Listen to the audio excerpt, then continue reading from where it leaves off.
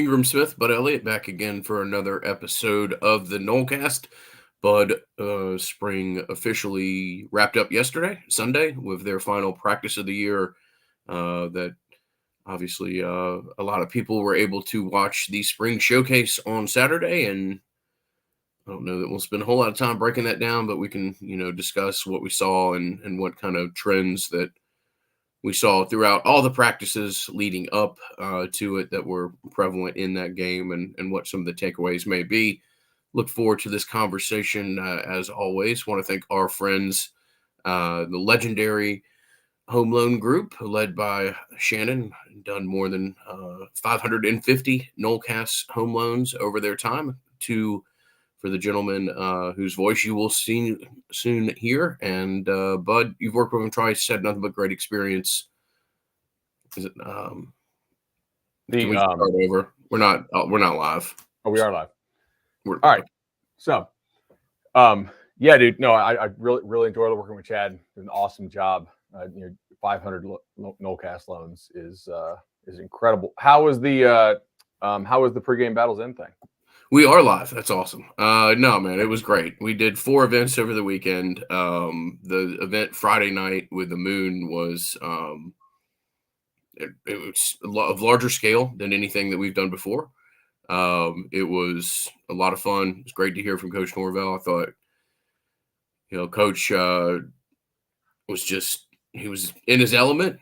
Sometimes, Coach can maybe overemphasize things a little bit. You had kind of a mildly relaxed Mike Norvell, I would say. And it was great to hear him. He was up there for 25 minutes or so, giving you, every thought on overall themes, position group by position group. It was just it was a unique event. Then we had a fan autograph signing, kind of a fan day thing.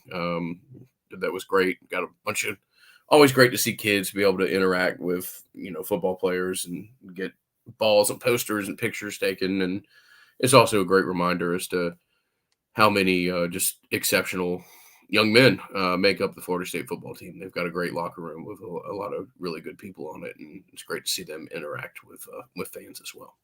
Yeah, man. You know what? Like let's start there, because I've got a bunch of random thoughts that I've been kind of sitting on this spring, and as the transfer portal opened, I saw a lot of names jump into the transfer portal who are basically failures elsewhere in their first stop, not failures in life, and certainly they all have the chance to do better at their next destination. But man, I saw a good number of names that I just know for a fact from my sources that FSU passed on due to basically character. When I talk to my sources in the program, it's basically, man, that guy's not really a fit for what we do, but like for how we work or for how we want our locker room to be. These are guys at other schools that have gotten in the portal the last couple of days. No, I'm saying like guys that I know out of high school FSU passed on. Right. Due to basically, let's call it like character or competitive character. Right. And they have now failed at other schools, And are getting in the portal. Yes. Now they're in the portal. Yeah. Got it.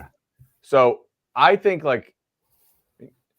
clearly, I mean, they've had 0 arrests under Mike Norvell. Like that's a statistical outlier, obviously, but that's a hell of that's crazy low of a number. And I do think that there is some purpose behind that. Like they do really care about, having a team as opposed to just like a collection of individuals. And that's not saying everybody's going to fly straight constantly, but I have just kind of taken note. I'm like, okay, they thought that kid was a dumbass.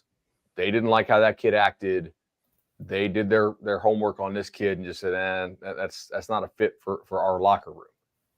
And it has kind of come home to roost in a way that makes Derek Ray's team look pretty smart there. So I just kind of take notes on this, and certainly there are things that I think they could do better in high school recruiting, but that is something like we really need to give them their praise on because it's been pretty noticeable over the last few days, and oftentimes the kid's not working out for the reasons that this staff passed, actually. Yeah, it's impressive. I mean, they holistic's a buzzword that gets used too much. I'm not going to say that, but it is a thorough evaluation process, Yeah. and it is, um, it is comprehensive. And there have been times where they have picked up on things that I've been very impressed by. Like, oh, wow, this guy wasn't quite what we thought he would be in the interview, and then 2 weeks later, the thing that they caught in the interview, you see be an issue. Either at another program where he's visiting or whatever. So I will give the team there credit that it is a impressive evaluation process, and it's Derek Ray definitely. It's position coaches who draw on relationships that they have from their geographic area on Yeah, character in Central Florida, evaluation, like for that. sure. Yeah. It is comprehensive, and they know what they're looking for, and may not always lead to the most high school stars next to somebody's name or whatever else, but they've got their process, they live by it, and the results have been very impressive. So um yeah, man, that's a good little start into it. As far as Saturday, look, I don't, it is a showcase. It's a good little reminder when 5 minutes into it, they start doing drills and position drills and stuff, that this is not, the spring game of 20 years ago. But still, there's opportunities to look at constant themes and recurring themes, and just in the chat. Aaron Hester, he's been solid all spring practice, and continued to show that. There are guys who have performed at a high level, and that level of performance was evident again on Saturday. So, we can just talk about some of the things that we can take away from a data point where I'm hesitant to come off. I don't want to put in a stock of really anything that I saw Saturday that hadn't already presented itself throughout the practices leading up to the spring showcase. Totally. I also I don't love the use of the word showcase, and it's not your branding on it. Obviously, it's FSU's, but it is an opportunity to showcase things, and you could do things differently if you wanted to put a better spin on the product in some ways, certainly.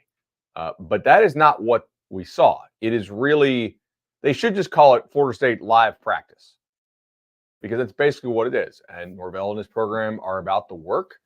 I think like the work is one of the best things they do. Some of the salesmanship stuff is probably maybe not the best strength, right? But like the guys' results are the guys' results. They're freaking awesome. So they're going to use all 15 practices to get their work in. And you know what? Fans get to come watch some. Now, I'm sure there's a little bit of showcase stuff in there. Obviously, having some of the former players do some coaching is a pretty cool touch. And FSU can't really control what the TV product is like. So at ACC Network, there's some things they could probably do to facilitate a little bit better, but that's kind of nitpicking there. But like Adam Fuller's running real blitzes in this thing, okay? And you have a pretty damn good secondary of guys who are going to hear their names called on draft day. And some other programs are not doing that. They're going like really vanilla. They're trying to sort of send a message, hey, look how improved our offense is. Look how attractive this thing is to play in. Michigan, for instance, their offense did not look very good in the spring game. And you know what? They just hired the DC from the Ravens, who's like Dr. Blitz, and he was blitzing like crazy. I'm like, you know what? Fuller did the same thing. So you got to kind of keep in perspective what you saw. If they went crazy vanilla on you, I think you'd probably see some pretty good numbers out of the offense. Now, nothing's perfect, but they're not doing this thing for the fans or for promo. They're basically just letting you in on a little bit of a juiced up practice. Like it's not a game, and they're not holding a lot back on defense. Yeah. Yeah, no, very true. At the same time, something that we've talked about for 10 years or so. I mean, you just, as defenders, there's only so many offensive plays that really get introduced throughout a spring, and you start to see your tells, and whether it's an offensive lineman split or a certain motion package that I'm just hesitant. I've said this ad nauseum, particularly the linebacker position or particular positions that if you've got an area that you've got to drop to or whatever that you can pick up on the tell, I think you can get some false ideas as to defenders, and I'm hesitant to take away too much just from spring in general, because after that first week, if you're a heady player, you can get a pretty good idea as to what is coming your way. Carson Beck said the same thing, by the way. So the reports out of Georgia were that Georgia's offense killed Georgia's defense in the first scrimmage, kind of killed him in the second scrimmage. And in the spring game, Georgia's defense looked pretty good against Carson Beck and a bunch of, probable high round draft picks at UGA. And he's like, dude, at some point, like, you face these guys 15 days in a row. They just kind of know what you're running. Right. Yeah, completely. That's not just an FSU thing. Yeah. I will say people that like continually stood out to me. It's not going to be this year. It'll be next year, and next year's defensive backs will be fun to watch because there'll be a ton of super talented young guys. Like Quindarius is somebody that I look at 2 or 3 times at practice, and I'm like, ooh, that's a different level athlete with a little bit of a different type of body. I think Quindarius, Edwin, not trying to put pressure on the kid, but Charles Lester is legit. Like you got what you thought you did from the high school level on him.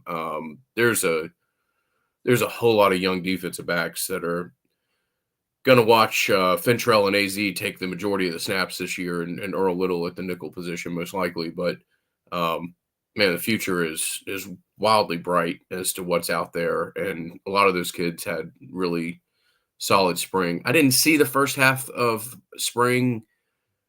My understanding just from talking to people is that like Edwin Joseph's second half of spring was significantly better than the first half, and that it started to come on for him. So the corner you got from Miami who got hurt, he was also having a really nice Jamari Howard really nice was starting to absolutely. Yeah, I think your note on Lester is pretty important. Like, if you're listening at home, don't gloss over that, because he was a highly rated guy. But I think he was actually better as a junior than he was as a senior.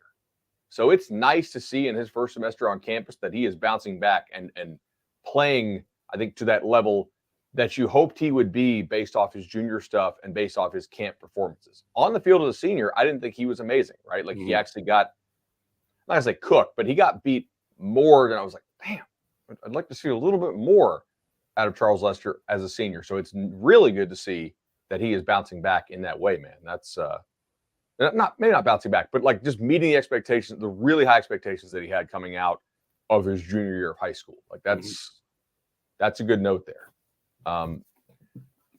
A guy who I would say had a much better second half of spring camp than first, and Mike Norvell noted this. Marvin Jones Jr. Yeah, that's again, I don't want to go full blown, crazy expectations and optimism, but the staff feedback that I heard, and trust me, I don't talk to everybody, and Mike Norvell is not going to update me on anything, but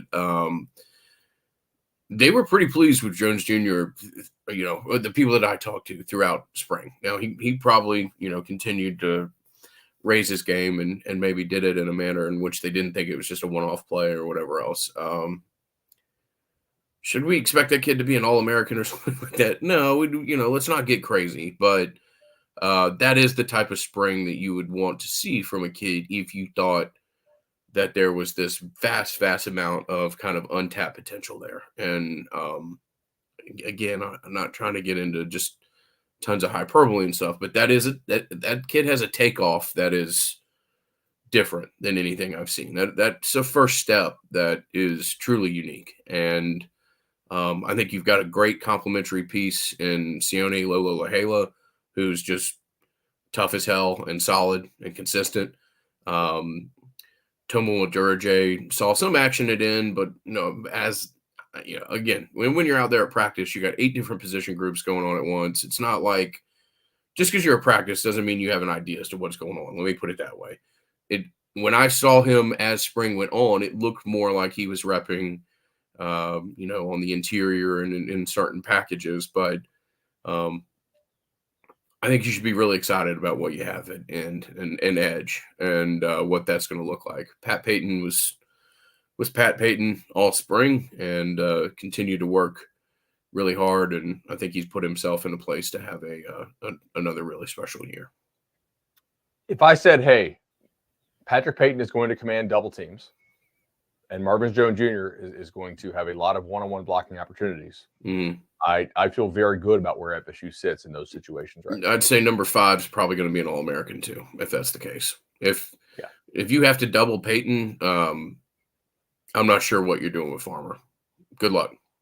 Yeah, completely agree. So I feel good about the defensive line. I feel quite good about the secondary, both short and long term there, for the secondary. And I think that's important context to frame sort of what we saw from some of the other positions. So you look at this, and it's like receiver was a weakness of the team. That doesn't mean that like they suck compared to like the average college football team. Okay, like I think we're at a point now with the program that just went 13-0 to where we're kind of using like big time program standards. That's how FSU fans think about a program that's been like one of the winningest in the last 40 years. And clearly like the receiver room right now, it will scare some teams in the ACC. It's not going to scare a lot of teams if you were to make the playoff. I look at this roster and this team, and I've been working my power numbers, and I would have this team somewhere between like 5th and 7th in the SEC, and somewhere between like 3rd and 5th in the Big Ten as of right now. Now, I think there's definitely some room for moving up and moving down. But because you're in the ACC, like you've got a real shot to win the conference and to make the playoff. Like the schedule is an important part of this, especially after watching that Notre Dame spring game. Like losing 2 highly rated NFL draft offensive tackles. I'm not sure Notre Dame is automatic to replace those guys, if you catch my drift here. And if you're Marvin Jones Jr. watching that Notre Dame offensive line, you're like, okay, y'all think Byers got problems? Let's see what happens in South Bend. So I was encouraged that Hakeem continues to give high effort in blocking. I liked what I saw out of Benson before he got hurt, assuming that's not going to be anything like long-term impacting the season. The way that they're kind of talking about the receiver room, I obviously don't think it's prudent to count on Hill for this fall. Obviously, he was seen in crutches with a bandage, which they haven't announced surgery, but generally that's what that is. If you're, so I do think that's an obvious area where they could use some help. We just saw Vandravius Jacobs transfer out. Disappointing. I think they knew he had some issues coming out of high school, like not criminal type stuff, but like we said, man, Norvell's program is really it is about the work, and there's a certain standard, to which you have to you kind of have to comply. Yeah, and show up to stuff, be on time, be accountable. Like it is kind of 1 through 85 that you have to work.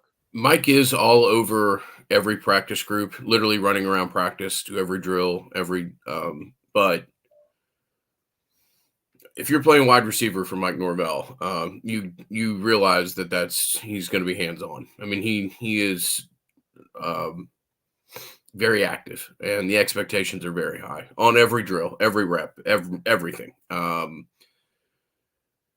Yeah, it's disappointing because I was there last year a lot, and there were times where, granted, this is before Keon was on the roster, and Johnny wasn't super active last year in spring practice at times. Yeah, Vandravius Jacobs was.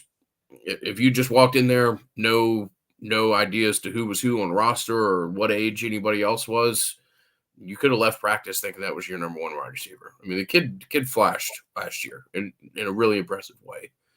But even then, by the end of spring, I think some of that had started to wane slightly, and it just wasn't. They were never able to replicate that level of play. So a really talented kid.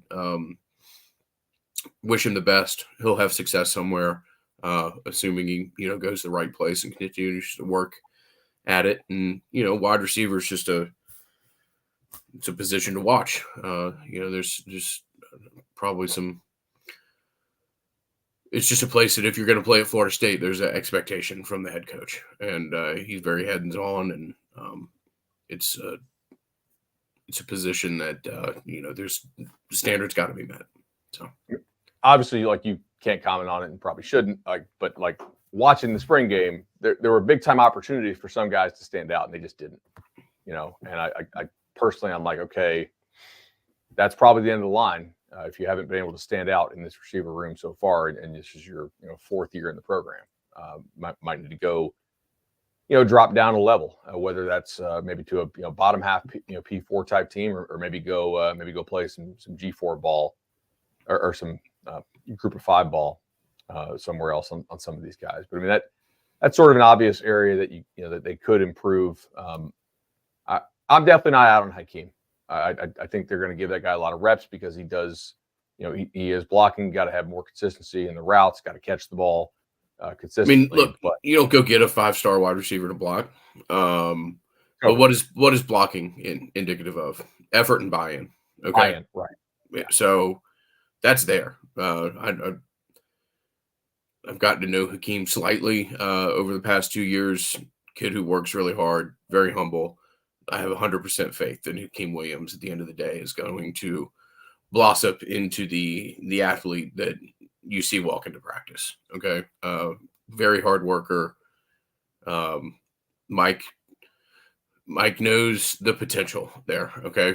Mike, like, Hakeem does not get to just go through practice. Every rep is an effort to try to get him to what his ultimate ceiling is. And the ceiling is very, very high. I started to make a Michael Jordan joke there and just passed on it. The ceiling is exceptionally high. Completely. So yeah, there are certain areas of this team where I feel like they have to address via the portal, or probably should or could. And then there are certain areas where you have to coach around. Okay. And when we think about this team's strengths and weaknesses, I would say, like, I ranked these like a couple of weeks ago or a couple of months ago. Portal evaluation has been tremendous over multiple years. I think that continues this year. But they chose to go with Byers, and they had Bless Harris on this roster, and they certainly didn't tell Bless Harris to go away. But common sense says you're not going to keep a guy of that caliber as a backup in almost any situation once he's an upperclassman, which Bless obviously is. I think Bless only had one more year to play, right? I believe that to be right. So, Bless Harris was not going to sit and be a backup when you can go and make starter money somewhere else and actually get starters reps, which eventually you do all the work to play, As I recall that was the reps part of that equation is what was the focus at the time. When I look at Byers, I'm not saying that he won't have some challenges and struggles in pass pro against the very best guys you play. I think he will. Okay. I mean, Hester got him some in the spring game, and nobody's confusing Hester as a superstar. But this team, you get 70 plays in a game, maybe 65 with some of the new clock rule stuff. How many times are you doing real dropbacks? Not off play action, not RPO stuff, not quick game, not screens. I think with the amount of weapons you have out of the backfield, throwing the ball to backs and stuff too. I just, how many times a game is Byers going to be asked to pass pro without maybe a tight end helping him chip, or without the aid of play action, or something like that? I don't think it's that many. So I put the Byers issue in the coach around. You have to coach around. You have to scheme around that. You pick that guy. You like his ability to run block. You like the physicality. Emphasize that. You got it. I mean, it's going to be a known thing. You have to help him out with either tight end chipping. I think you really like what Roydell brings, by the way, in pass pro to help out with some of the blitz pickup stuff. And it's great to see Darius Washington playing well. So I'm a little less worried about that than some are. Yeah. Again, we're taking a lot away from a couple plays, but also Keziah Holmes showed both running the ball, had a couple really good runs. Obviously, the one where he kind of runs over Shy, the run where he's 7 or 8 yards into it and keeps his balance and runs for another 5 or 6. Really impressed. I just thought Keziah Holmes was really good, and that's kind of where I wanted to go with that after your comments about Byers as a blocker. Like, all right, y'all, like, I'll just go ahead and say this, and you can judge me on it. Cam Davis won't carry the ball more than 3 times before you realize, oh, that kid's special. Like, that is a legit, maybe his first carry goes for 2 yards up the middle or something, but he will flash, and he will flash early. You got one there. You got a real player. Toafili is dynamic, great player. Look forward to seeing how they use him, and he's going to be a significant part of your offense. Roydell, an absolute hit, will bring great diversity. Singleton, I think, is going to have some kind of role. Now, it might be a role where he gets 2 to 5 touches a game or something like that, but that kid's continued to emerge. My point here is you have an absolute stable of running backs, and you've got an offensive line that's, particularly with the addition of Leonard and Ferguson, you can move some people around. I'm just curious as to what this looks like and how run game focused you are. And it is an oversimplification to then talk about play action and letting DJU throw the ball 70 yards downfield. But I think we've got an idea as to what this offense is going to look like. And my point being is I don't know how often it will feature a tackle just out on an island trying to block a defensive end. So, yeah, they may not play a lot of 12, like with 2 tight ends on the field, but I'd be surprised if they actually play a lot of 4 wide stuff. Like, you didn't go out and get DJU to throw the ball 40 times a game. Okay. Like you said, you went out and got big offensive linemen. You got a power, sort of feel back with Roydell. He's not a burner, obviously. You went out and took 1 receiver in the transfer portal. Okay. And you really think this defense is pretty damn good again. The actions of the staff in the December portal window are signaling to you what this team is going to be. Mm-hmm. Now, they're trying to supplement that now. I think the spring portal is much less fruitful than some in the media thought it was going to be. I know there were a lot of people. I know you didn't think it was going to be absolutely insane. I didn't either, really. But still, like, there would be some, okay, 2 receivers in the spring portal. Excuse me, but I guess that depends on how you. What are they including Lucas? I guess, but to me, he's more of like a gadget back guy. I mean, yeah, that's that's if you're a practice. He's a running back. Yeah. Oh, Jaylen Brown. Sorry, but he's a Jaylen Brown, absolutely. Yeah. And Jaylen Brown was better than I thought he was going to be. I'll just say that 100%. Jaylen Brown was good from practice 1. May take a year for it to be there, may not. But Jaylen Brown was impressive throughout spring. Yeah. Marcus Lee says Roydell is better than Treshaun Ward. I think so. Yeah. They both lack top end speed. Roydell's got more power. Want to see Roydell do it in games as far as the feel for the offense, but I think there's some there. I do. So that's encouraging. All right. So, like, you got to coach around the right tackle somewhat, but I think they're going to be heavy run, heavy play action, heavy screen team. I don't think there's going to be a lot of drop back. Does that make it so it's hard to pull really good comebacks in games? if you do get down, it does a little bit. I don't think you're going to be playing from behind all that much with this football team, not with this defense. So I think you're going to limit explosive plays, and it's going to be more of a run game defense team so far. So we'll see. We'll see how that goes. I want to thank our friends at Congruity real quickly here. Matt Lewis has been a great friend of ours and a great asset for our business, whether it be payroll, HR, assistance when it comes to tax time.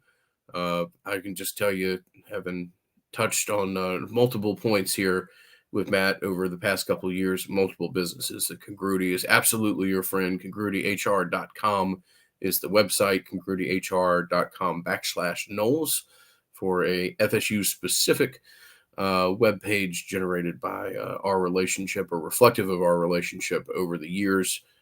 Matt is a fantastic Seminole, ardent supporter of Florida State, and somebody that is worth talking to if you're looking to improve upon certain aspects of the way that your business operates.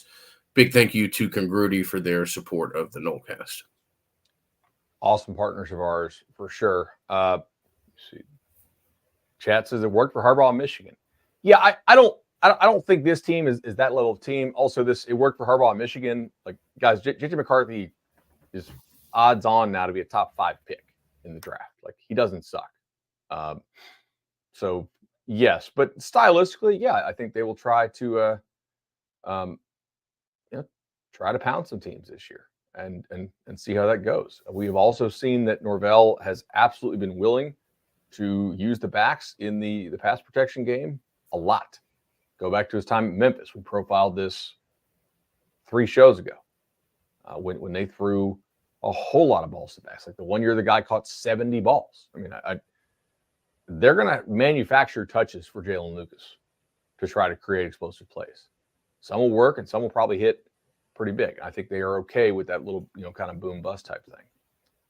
So, yeah, given what you lost off last year's team, and given the level at which this staff so far has recruited high school, and they've had some real challenges due to COVID, and obviously like a really rocky start, and they're still kind of building momentum there in some ways. I think the job they have done to get this team up to a level that it can still contend to possibly make the playoff, and still contend for the ACC, and they're clearly one of the ACC favorites, is very impressive. And you look at this, like, I think they'll tell you DJ's a hit in their evaluation already. Roydell, obviously, I think they're pretty happy with all 3 of the defensive linemen that they took for the purpose taken. I mean, Sione is what they thought he would be. Marvin Jones Jr., I think, actually probably exceeded a little bit already what they thought he'd be. Knock on wood, he can stay healthy, obviously. And Tommy, I feel like is a guy they knew was not going to be an instant impact down guy this year, but needed some development, but they liked the upside. I think the Brown kid they took at DB is probably exceeding expectations a little bit, which is fantastic as well. I mean, the only one that I think is still TBD at this point is probably Murphy, and he had such limited snaps at Alabama that it's kind of hard to see. But even if you call him a bust, which I'm not going to call him a bust yet, that hit rate is freaking ridiculous, man. And look, a hit rate in the portal should be high. It should be high because it's a lot less projection involved in high school. Yeah. But I still think FSU's hit rate is a hell of a lot better than some other teams out there out of the portal. Like, they're not taking very many, if any, guys in here through the portal. You're like, oh shoot, that guy can't play. Yeah, not. And I think you take guys out of the portal because you need assistance, but you also, and I think Tommy falls into this window as well. You're happy to have him on your roster for multiple years, and that Murphy's a linebacker with elite traits, and if you listen to the parents and you listen to the players that play for Randy Shannon, I'll tell you that he's a very good developer of talent. So you get somebody like that in the system, and let Randy work with him over 6 months, a year, and see what comes of it. Murphy's Murphy, you look at Murphy, you see a reaction, you see the ability to move that, is, you can see why he was thought of and the manner that he was coming out of high school. I want to point out just real quickly a comment in the chat from Nick. I believe it was great to see. So the coaches were Corey Simon, Tommy Polly, Travis Minor, and Peter Warwick. And if you're somebody the age of myself, that was pretty freaking cool. But was able to spend a little bit of time with Peter Warwick, and I talked to Travis Minor about his recruitment a lot, because Minor was the USA Today Offensive Player of the Year, legitimately one of the 5 most recruited kids in his class, and his recruiting went like 4 days past signing day, which at that time was unheard of. Pretty much everybody signed the morning of signing day and had it over with. But it was just cool to listen to him, how he made his decision. And I think his dad was kind of not necessarily pushing him, but wanting him to consider Notre Dame, and the conversations that they had about him ultimately choosing Florida State. My point is, we had Peter Warwick sign some stuff for the Battle's End tied to those bricks, and also had Jared Verse, who was down there, do some stuff. I think we could have that stuff up by the end of the week, and we'll have kind of a secondary rollout of some of that merchandise, and or just not merchandise, but more artifacts from Doak Campbell Stadium. But Nick, I appreciate your comment. Those things, the bricks are still available for sale. I think there may be a bleacher or two, bleacher seat available, but that stuff went really quickly. So we'll try to do some stuff like that in the future as well. And I'll let you know when we have the Verse and Peter Warwick offerings up officially. Dude, that is, anything Peter Warwick. Yeah. That is awesome. I did see some good news for Jared, potentially in some of the betting markets this morning. So it looks like the odds of Turner from Alabama are slipping a little bit. So Jared's haven't moved a ton. It looks like Latu, the kid from UCLA, but I was listening to a draft podcast, and they said that if Turner doesn't go, where the Falcons pick, 9 maybe or 8, if Turner doesn't go there, he actually could slide behind both Latu and Jared, because the Falcons like to drop their defensive ends with this new DC into coverage more. And that is something that Turner does the best of the 3 premier ends in the draft. But other teams around that range, sort of that late, kind of 10 to 25 range, most of them don't need a dropper from the defensive end position. So hey man, fingers crossed. Like that could be really cool for Jared. Yeah. I also saw Fabian Lovett slide into some 5th round stuff in some of these 7-round mocks. That would be good. That would be cool, good for Fabian. Look forward to see Jarian Jones where he gets drafted. Renardo Green, just a bunch of good dudes, man, who worked really hard, and I'm excited to see what Thursday, Friday, and Saturday looks like for him. Yeah, I did see Jarian made the Yahoo Sports All Juice team, which is a really cool thing. There was a writer named Perez Taylor, and Terrace Paler, and they consult with a bunch of scouts and kind of do like all right, you got to take a guy in this range, got to take a guy in this range, got to take a guy in that range, and he was the dude they took, I think, in like the 3rd round. Yeah, pretty cool, man. So I will also say that like Jordan Travis was at the spring game, and so like Jordan, obviously was able to play in the era of NIL and did well, and I'm sure had a great time in Tallahassee. I'm not trying to like make him out to be like he had this burden, but I would tell you that I'm not sure I could handle how many people constantly want Jordan Travis's autograph if I was Jordan Travis. Like he's that's a lot, man. I mean, you literally just have hundreds of kids screaming your name at any point in time. If you're, walking around the field or whatever else. To his credit, Jordan goes over and tries to sign every autograph and is awesome about it. But that is a level of like star in the eyes of fandom that I'm not sure we've seen since, Jameis. And even then with Jameis, it was like we may legitimately be talking about like Peter Warrick, since there was someone like that, that the fan base was that just, whether you want to use infatuation or whatever term, that's an interesting burden to carry. The manner that Jordan literally can't, just limited in how much he can even go out at times. So it's something to think of. Those kids balance and carry a lot. Dude, that is cool. Do we know what JT wants to do like after his pro career is over? Has he talked about it yet? I don't. I mean, it would not surprise me to see him go into some kind of coaching, but I don't know exactly. I mean, his brother has done some media stuff, and I think is in coaching now in a farm team. His brother's a super great dude. That was legitimately one of my favorite experiences this year. It was good to know Jordan's dad and his brother, both great people. Mom's wonderful as well, but his dad's an awesome guy, and you see where Jordan gets a lot of both his genetics and his responsibility comes from good people. So, dude, that is really cool.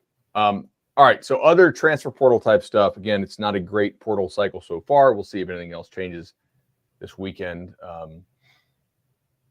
I think it's kind of notable, and it is a commentary on the roster that FSU has assembled. Sorry, let me just say that over again. I find that the quality of player that FSU is seemingly passing on in this spring portal window is a commentary on the quality of the roster that FSU has built. Does that make sense? Like, yeah, they're pretty. I think they like what they have at most positions. There was a comment in here. Me versus Echo Chamber said this year's team feels like a rebuild and a reload at the same time. Yeah, I mean, to use sort of the gun analogy there, you kind of emptied the clip with all the stuff you just sent to the draft, and maybe you don't got eight, maybe you don't got 8 in your clip this time. Maybe you got 6, but it's not empty. Like they really, you're not just chipping a chair. One bullet here. So that's kind of mixing poker and gun analogies. Apologies. But yeah, you guys get what I'm saying. Like they've done a nice job rebuilding this thing. They really have. And if you go out and have another nice year, maybe put 3 double-digit win seasons together in a row, like that's really, really solidifying it. And I also think maybe some time, like FSU's not known as real negative recruiting type team, but they do have the internet, and you could note that almost all of the 4-stars from Miami's 2022 signing class are gone. If you wanted to know, I mean, you don't have to know, but you could take notice of. They do in fact have the internet. Yes, that I can't confirm. Cyrus Moss, Nigel Kelly, Jaleel Skinner, Chris Graves, Javonte Citizen, Kamari Rogers, Wesley Basaint, Marquise Williams, Ja'Cory Brown, Isaiah Horton. A lot of names on that list are no longer there. That's not a unique Miami thing. That first full class you take is largely going to be bust from my experience. But it does from some programs that negatively recruit you pretty hard as far as the high school stuff,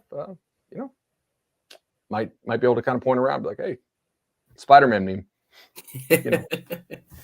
We shall see. Some other thoughts here. I did watch Notre Dame spring game. I still expect Riley Leonard to be their starting quarterback. He didn't play because he hurt his eye or had another surgery or whatever, but he's already doing 7-on-7 work. So I think that the mystery there, as far as him playing or not against you, is largely he's going to play unless he gets a different injury. Offensive line, though, definitely some questions, and that's a game that I feel a little bit better about after watching that. I wasn't sure what they had after Joe Alt, who's like the clear best tackle prospect in this draft, and after Blake Fisher, who's also expected to be a top 3 or 4 round pick. And I think if you're Patrick Payton and you're Marvin Jones Jr., you are probably excited to go play that game. Mm-hmm. So that one looks all right. Florida looked okay. I don't know how good that defense is going to be. And SMU, notably, continues to lose good prospects.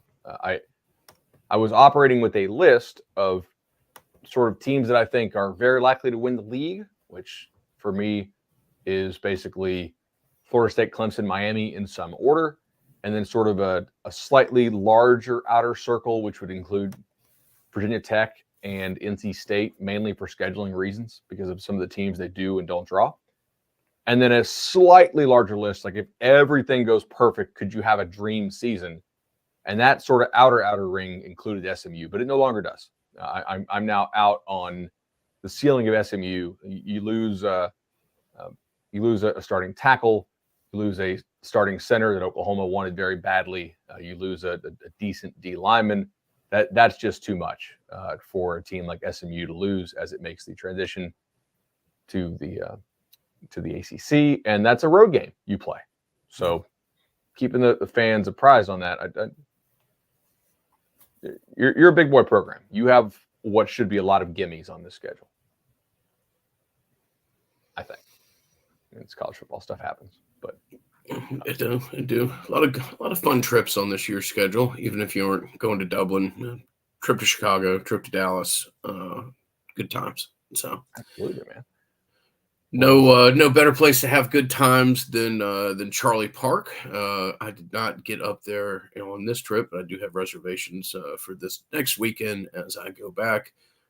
Charlie Park, just an awesome spot. I'll also tell you, bud, having spent as much time as I have in Tallahassee, have made friends with one or two bartenders or one or two people kind of in the industry, and it's hilarious. It's like Charlie Park is where almost every person in Tallahassee wants to try to work. If you're a cook, if you're a server, if you're a bartender. I've had multiple discussions this week about that and just found that to be interesting. It makes sense. It's it's a fun environment. It's really cool being up there overseeing Cascade Park, and it's a great place. And it's somewhere that whether you're visiting Tallahassee or someone who lives within the metro area, I would highly encourage you guys to give it a look. It's Charlie Park Restaurant. And damn it, sorry, Matt. I'm just going to butcher the web address once again. CharlieParkRooftopBar.com. That's the website. My brain took a while to find that file, but it did in fact find, and that's the website that you can go to learn more about it, see some of the settings that I'm talking about, and to make reservations. Madso Township, all the spots that you know and love. Charlie Park up there by the AC Hotel, truly a fantastic spot. Grill Master asked, will SMU be a power conference team this year? Yes, that's a conference game on FSU's schedule now. So SMU joined the ACC along with Cal and Stanford. So great ACC teams there. I forget Stanford too. Yeah, I don't know why, but yeah, okay. All right. Fun. Deacon Hill from Iowa has entered the transfer portal. He makes me feel skinny, so like I need him to be a starter somewhere again. He's fun to watch in a train wreck style way. Quick thoughts on the ACC lawsuit. Judge Cooper is a very big fan of mediation. That's not abnormal. I thought the line of questioning, for the most part, that he gave the ACC yesterday, to me, appeared favorable to Florida State. However, Florida State now has to go amend its complaint because the judge did not feel like that it was sufficiently clear as to what FSU was asking for. I would not bet money on this, but if I had to just guess, I think we could be heading for a situation where this is being heard in different courts. Mm-hmm. Simultaneous, which would be interesting to figure out how they're going to do that. ACC doesn't seem real interested in settling until they are. Mm-hmm. Right. Yeah. Let's see what else. Yeah, I agree with most of the chat here. Like it you don't want to have to amend the fixture pleading, but it's not like totally out of the ordinary. That happens, and yeah, I think he was going to, to let you do that anyway. So, dude, that's really all I got for today, man. I like where this team's at. I feel better about this team after watching all of the other teams' spring games for Cover 3. So that's kind of, yeah. I think that's good perspective. Yeah, I mean it's easy just to watch your spring get frustrated, and there's not a whole lot to take from spring games at this point in the college football evolution, and then micro focus on that of what you didn't like or whatever else. Yep, one or two areas that you'd like to address, see if that happens, and congratulations, you got really good roster. Your program is considered one of the higher performing elite programs in all of college football. I wouldn't hyper focus on one position or something if you didn't see on Saturday that didn't think necessarily meets your level of expectation, and I certainly wouldn't hyper focus on it until you see if it gets addressed. And I'll just remind you that yes, there's a portal window. There's also graduate transfers. I mean, yep, things happen. Yeah, if you want some neutral, like non-biased commentary on this is your quote unquote rebuilding year, and you're a co-favorite to win your league, and you are just checking the latest odds here. Really only slightly worse than a coin flip to make the playoff. You're like 40% make, 60% miss at the different Vegas things. So I think that really speaks to the job that they do, and the job, of course, that the Battle's End does with retaining players and showing the players all the options they have, to capitalize on their name, image, and likeness for marketing opportunities. That is really, if that's your rebuilding year, that you're coin flipping to make the playoff and you're a co-favorite for your conference, you're doing a lot of things right. It's fun. It's fun to be a fan of Florida State football again. Congratulations. It's taken, we've done a roller coaster ride or two over the past decade, and this is a nice high peak that you might be able to ride this stretch for a little while. You got a 42-year-old head coach who I don't think is, if you're not going to go to Alabama, I'm not sure what job it would be that you would take. And are we watching like the Dallas Cowboys every offseason to see like if Jerry's going to hire Belichick or something? Yeah, I'd be interested in the series of dominoes that would have to take place to then have Mike Norvell leave Tallahassee. But no, I think you're in a great place. You should celebrate the fact that your football program has found a solid place of stability and is led by, one of the best staffs in all college football. So, yeah, good time. Absolutely right. I'll see you, buddy. All right, brother. Good talking to you.